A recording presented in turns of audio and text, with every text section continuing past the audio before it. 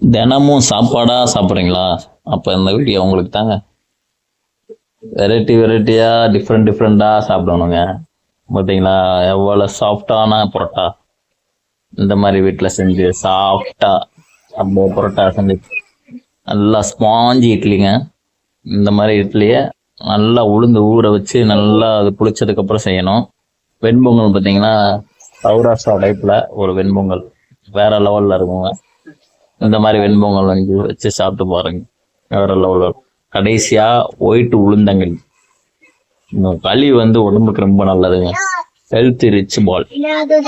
இது வந்து கடல ஊர்ன மாவுங்க. இது வேற லெவல்ல இருக்கும். இது வந்து ஸ்நாக்ஸ் மாதிரி. இப்போ நம்ம சமைச்ச ஐட்டத்துக்கு எல்லாத்துக்குமே வந்து சாம்பார், அதுக்குரிய பரோட்டாக்கு குருமா, அதுக்கப்புறம் இட்லிக்கு சட்னி, இது மாதிரி ஒவ்வொன்றுக்கும் தனித்தனியா எல்லாமே ரெடி பண்ணி வேற லெவல்ல வச்சு சாப்பிட்டு பார்த்தோம்னா இந்த வாழ்க்கையே வந்து சாப்பிட்றதுக்காக பிறந்த மாதிரி தாங்க. வேற லெவலுங்க. இதே மாதிரி நீங்களும் ட்ரை பண்ணுங்க.